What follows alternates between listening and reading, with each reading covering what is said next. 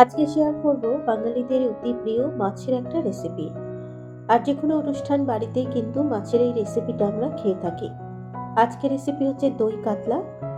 দই কাতলা বানানোর জন্য এখানে নিয়েছি ৫ পিস কাতলা মাছ। আজকে পেটির মাছ দিয়ে আমি দই কাতলাটা বানাচ্ছি, তবে গাদার মাছ দিয়েও কিন্তু বানানো যেতে পারে।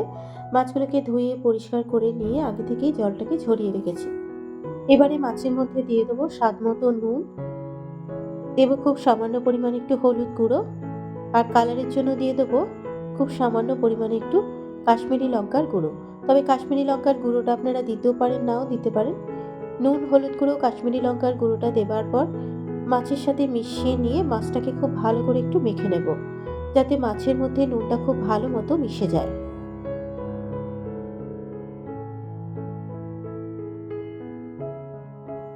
প্রত্যেকটা মাছ মেখে নেবার পর এভাবে মাছটাকে ৫ মিনিট রেখে দেবো।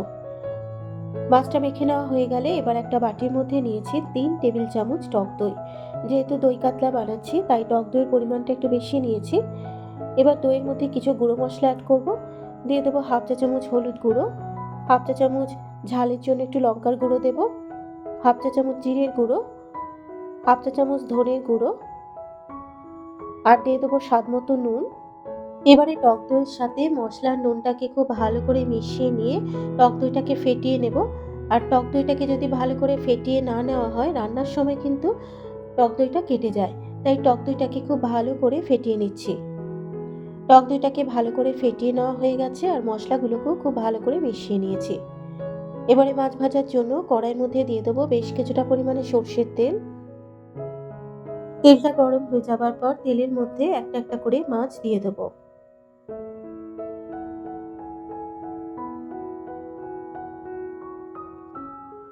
প্রত্যেকটা মাছ তেলের মধ্যে দেবার পর এবার গ্যাসের ফ্লেমটাকে মিডিয়ামে রেখে মাছগুলোকে ভেজে নেব। মাছের এক পিঠ ভাজা হয়ে যাবার পর এবার মাছগুলোকে উল্টে দেব। তবে এখানে মাছগুলোকে বেশি কড়া করে ভাজবো না, একটু হালকা করে ভেজে নেব। মাছ যদি বেশি কড়া করে ভাজা হয় মাছের স্বাদ নষ্ট হয়ে যায় আর মাছটা কিন্তু শক্ত হয়ে যায়। তাই উল্টে পাল্টে হালকা করেই মাছগুলোকে ভেজে নিলাম। মাছের দুপিটি যখন ঠিক এরকম হালকা লাল করে ভেজে নেওয়া হয়ে যাবে এবারে মাছগুলোকে তেল ছেঁকে তুলে নেব।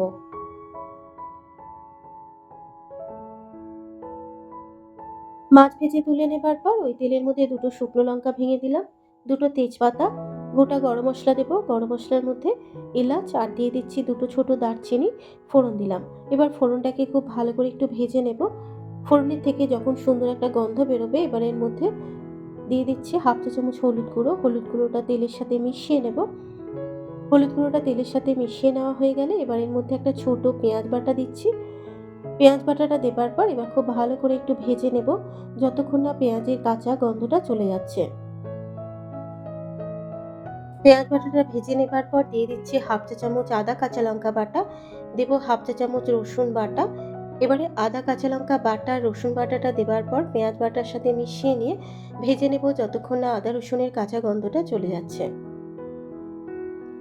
১ মিনিট সময় ধরে ভেজে নেবার পর দিয়ে দেবো এর মধ্যে কাজু বাদাম বাটা।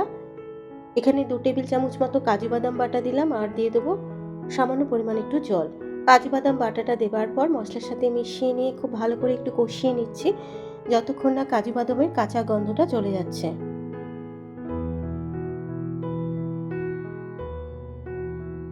কাজু বাদামের কাঁচা গন্ধটা চলে যাবার পর এবার এর মধ্যে ফ্যাটানো টক দইটা দিচ্ছি আর দিয়ে দেবো সামান্য পরিমাণে একটু জল দিয়ে দিচ্ছি। এবার টক দইটা দেবার পর মশলার সাথে মিশিয়ে নিয়ে খুব ভালো করে কিন্তু কষিয়ে নেব। টক দইটা ভালো করে মিশিয়ে নেওয়া হয়ে গেলে এবার ঢাকা দিয়ে মশলাটাকে একটু কষতে দেব।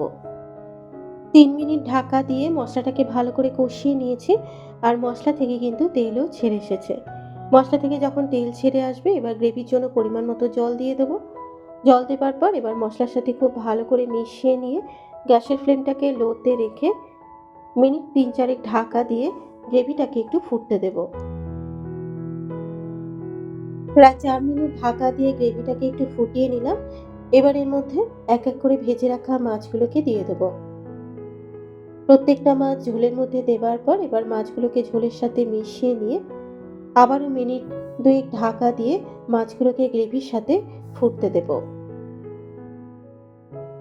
মাছগুলো গ্রেভির সাথে খুব ভালো করে ফুটিয়ে নিয়েছি, আর নামানোর আগে কয়েকটা চেরা কাঁচা লঙ্কা আর অল্প করে একটু ধনেপাতা কুচানো দিয়ে দেবো। চেরা কাঁচা লঙ্কা আর ধনেপাতা কুচানোটা দেবার পর এবার ঝোলের সাথে মিশিয়ে নিয়ে গ্যাসের ফ্লেমটাকে বন্ধ করে মিনিট 2 ঢাকা দিয়ে স্ট্যান্ডিং টাইমে রেখে দিলেই তৈরি হয়ে যাবে দই কাতলা।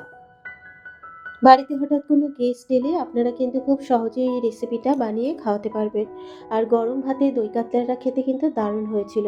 কেমন লাগলো রেসিপিটা অবশ্যই একটা কমেন্ট করে জানাবেন। যদি রেসিপিটা আপনাদের ভালো লেগে থাকে ইউটিউব থেকে দেখলে চ্যানেলটাকে সাবস্ক্রাইব করে পাশে থাকা বেল আইকনটি প্রেস করে দেবেন।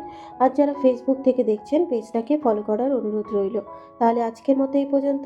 আবারও হাজির হয়ে যাব অন্য কোনো নতুন রেসিপি নিয়ে। সুস্থ থাকবেন, ভালো থাকবেন। ধন্যবাদ।